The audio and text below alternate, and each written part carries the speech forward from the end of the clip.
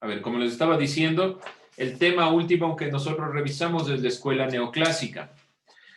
Vamos a hacer un cuadro comparativo entre la escuela neoclásica y la escuela marxista de economía. Antes de realizar este cuadro comparativo, vamos a revisar otra temática, como siempre, esta parte.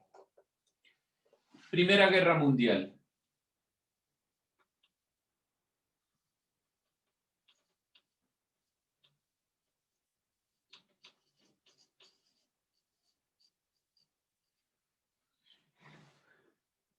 Ashley, Satama, ayúdeme.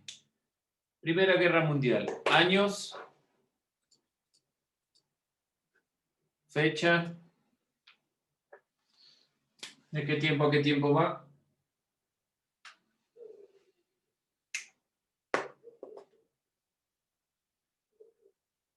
¿No está? No le escucho. Ashley.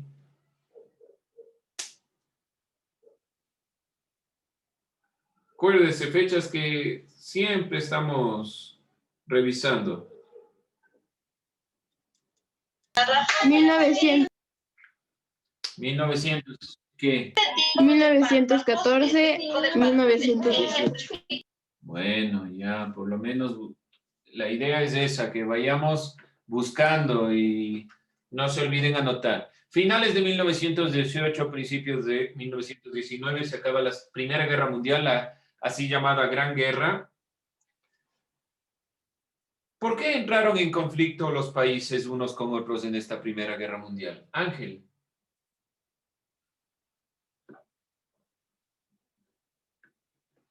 Ya, dicen, y por desacuerdos, dicen, o sea, por condiciones de armas y eso, dicen. Ya bueno, por desacuerdo siempre nos peleamos nosotros, pero ¿cuál es el fundamento detrás? Gabriel. Disculpe, Lisa. ¿Cuál es el fundamento? ¿Cuál es el origen de la Primera Guerra Mundial? ¿Por qué entraron en conflicto? Me parece que fue por... ah, Lisa, lo tengo en la punta de la lengua, pero me olvidé. Bueno, a ver, vamos, ¿alguien más? ¿Por qué entran en conflicto? Amy.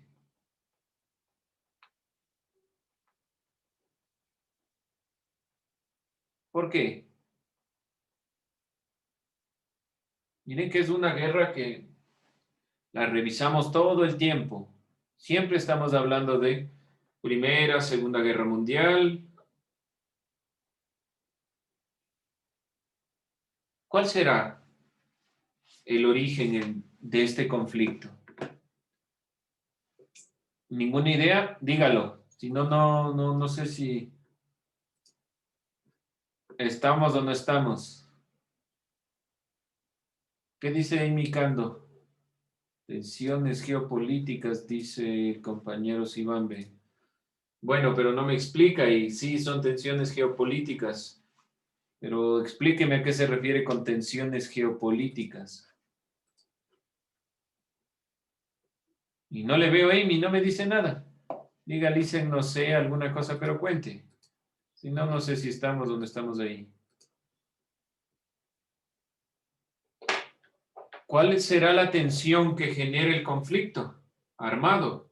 Dicen no era el asesinato de un archiduque o canciller, algo así. Sí, el asesinato del archiduque da, como decir, es la gota que derrama el vaso, por decirlo de alguna forma. Es decir, el momento que muere el archiduque comienza la guerra como tal. Pero hay elementos previos y perspectivas previas que dieron origen a esta guerra. No puede ser solo por la muerte del archiduque. Evidentemente, este hecho histórico generó la guerra, pero no puede ser solo este el punto. En parte, voy a tomar en consideración lo que se ha dicho, sí, es verdad, pero hay algo más de fondo. Debe haber alguna consideración detrás. Vamos entonces, ya que estamos un poco perdidos con Primera Guerra Mundial, a revisar un video de los elementos puntuales y vamos a ir desglosando estos elementos que están detrás. porque son elementos tanto políticos, como la muerte del archiduque, como elementos territoriales, el paso que se genera entre Serbia y Austria-Hungría, también problemas como las colonias que tiene Gran Bretaña, Francia, en África y Asia. Vamos a ir puntualizando estos elementos. De lo que podemos nosotros observar, esta es una síntesis muy rápida de los elementos y de los elementos clave y de las perspectivas más importantes de la Primera Guerra Mundial. Como podemos observar, hay varios puntos que podemos decir que son los detonantes. Muere el archiduque, evidentemente eso genera el 28 de junio de 1914 el estallido de la lucha entre Austria-Hungría y Serbia y comienza a darse toda esta disputa. Pero, ¿cuáles serán los elementos que están detrás además, que dan origen a la guerra? Ahora sí, de lo que pudieron observar, ¿cuáles son esos elementos clave para que estalle la guerra? Pueden ver, hay elementos políticos, económicos. En cuanto a los elementos políticos, ¿qué podemos decir? ¿Cuáles serán esos elementos políticos que dan origen a esta guerra? Le dicen el imperialismo y el colonialismo. Ya, podemos decir que este imperialismo dominante, que tenía principalmente a Inglaterra, es decir, que principalmente a Francia e Inglaterra, como el Reino Unido en general, como aquellos que guían el dominio imperialista de las colonias en África y Asia. Alemania no está contento por esta repartición de las colonias donde ellos se ven menos beneficiados. Por lo tanto, este imperialismo y la repartición colonial es la que genera políticamente el paso hacia la Primera Guerra Mundial. Ahora, en cuestiones económicas, nuevamente se relacionan con las perspectivas del imperialismo, pero sobre todo hay que tomar en cuenta los elementos que hemos venido revisando. ¿Cuál es el modelo económico que está latente? El capitalismo. Y los capitalistas alemanes no están conformes con esta visión de la repartición de las colonias, porque Alemania quiere tener una industria fuerte, así como tiene una industria fuerte Gran Bretaña y Francia. Por lo tanto, estos elementos van generándose dentro de la perspectiva. Aquí podemos hablar de un capitalismo. Y esta supuesta libre competencia. Aquí podemos ver claramente que no existe una tal libre competencia y que el capitalismo es lo que iba criticando Marx, que va a degenerar en una guerra. Dentro de esta visión también podemos nosotros puntualizar algunos otros elementos que dan origen a la Primera Guerra Mundial, sobre todo también la repartición dentro del territorio. Acuérdense que desde la unificación europea se comienzan a dar los imperios alemanes, Austria-Hungría y demás imperios que van a tener fuerza. Hay dos bandos en esta Primera Guerra Mundial.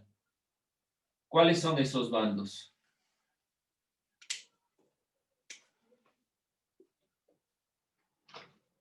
A ver, rápidamente la triple.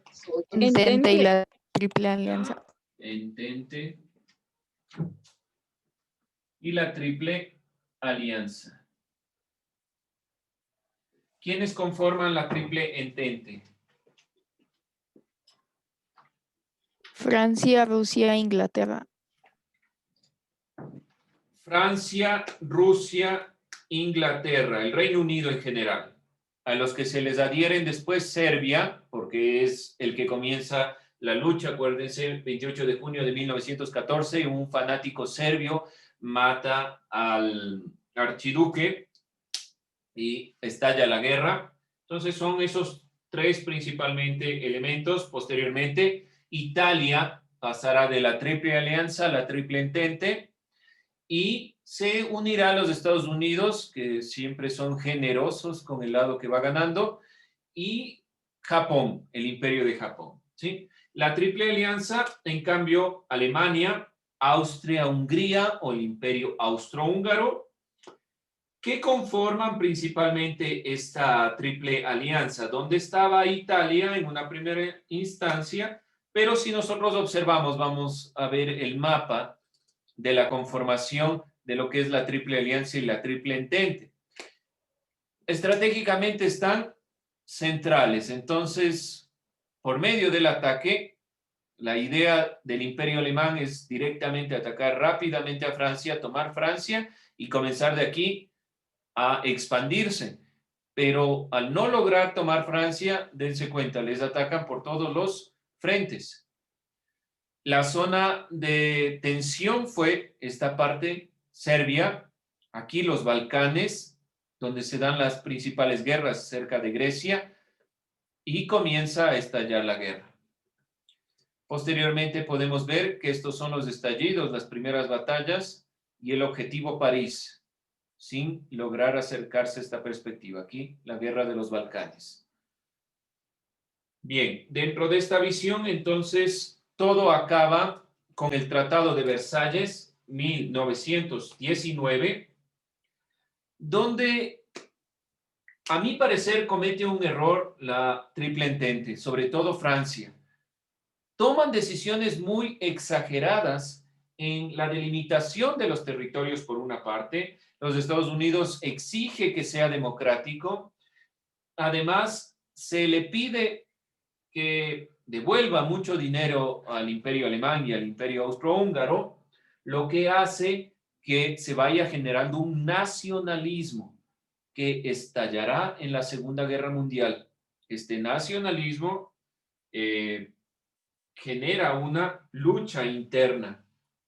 Acuérdense que lo primero que hace Hitler es, al momento que gana Francia, obligarles a los franceses a firmar dentro de los parámetros de Alemania. Es decir, se estaba prácticamente vengando de lo que Francia le hizo a Alemania.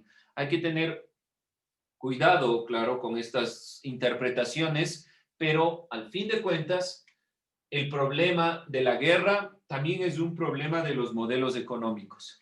Este modelo económico impulsó algo que no planificaban, a mi forma de ver. Este capitalismo propio de Gran Bretaña, Francia, el Imperio Alemán, el Imperio Austrohúngaro, generó la ruptura de ese mismo imperio.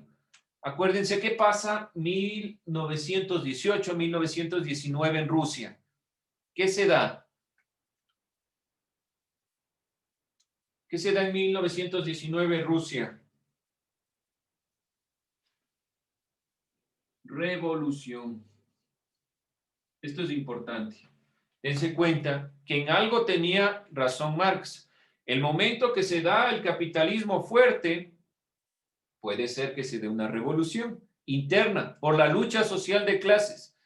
¿Qué pasaba en Rusia? Rusia tenía un modelo imperialista, los zares, y estos zares tenían prioridad solo para su grupo, y cada vez más la sociedad iba teniendo o iba cayendo más en la pobreza. Esa pobreza y la Primera Guerra Mundial generan la Revolución Rusa. Esto a tomar en cuenta, porque cada uno de los elementos están interrelacionados. Parecería que no está relacionado la perspectiva de una revolución rusa, que es la revolución del pueblo, con una perspectiva netamente capitalista de mantener el dominio, porque el objetivo final de la Primera Guerra Mundial es que la Triple Alianza o la Triple Entente tengan el dominio de Europa y el dominio económico. Ese es el objetivo final. Más allá de estos elementos previos que estallan la guerra, el objetivo de la Primera Guerra Mundial es tener dominio económico y territorial. Ahora, dentro de ese dominio territorial netamente capitalista se genera una revolución, la Revolución Rusa. Y los rusos fueron aliados de aquellos que ganaron la guerra. de esta triple entente. Posteriormente pasarán a ser la Unión Soviética y se genera otro proceso. Ellos ligados al proceso, a la perspectiva del modelo marxista. Aquí toda Europa al modelo neoclásico de este liberalismo, de esta visión netamente capitalista, impulsando sus empresas y la industria. Rusia impulsará de otra forma. Pero si podemos nosotros decir qué originó propiamente esta revolución rusa, es verdad, hay un conflicto interno, la gente moría de hambre, pero sobre todo, la Primera Guerra Mundial da paso a una revolución rusa en 1919. Se firma el Tratado de Versalles y también Rusia pasa y se eliminan los zares y pasa a ser un estado comunista, la Unión Soviética. Con esto vamos a terminar esta parte de lo que es la Primera Guerra Mundial con los datos que yo he ido puntualizando y que ustedes ya los tomaron del video que pudimos observar. Aunque vamos a cerrar haciendo un cuadro comparativo que les decía en una primera instancia. Diferencias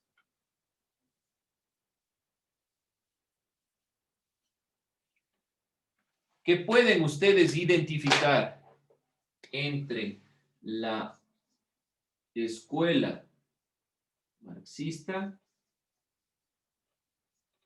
Miren que no estamos hablando de temas diferentes del momento que puntualizamos la visión de la Primera Guerra Mundial. No es que nos hemos salido de la perspectiva de las escuelas de economía que hemos estado hablando. Mejor enfatizan que el problema de la Primera Guerra Mundial también se debe a consideraciones de índole económico. Y la escuela neoclásica. Vamos a realizar 2 por cada uno de estos elementos, por cada escuela. ¿Alguien tiene alguna pregunta, alguna duda? Algo que no haya quedado claro tal vez de alguna de las escuelas para que sea claro. No se olviden que llamamos de escuela porque hay un grupo de personas que se guían por las perspectivas de pensadores que son el centro, pero que no es solo ese pensador, sino que es un grupo de pensadores que van guiando una visión. Por eso llamamos de escuela. ¿Alguien, alguna perspectiva, alguna pregunta, duda, inquietud? ¿No? Entonces, con esto cerramos y nos vemos la próxima semana.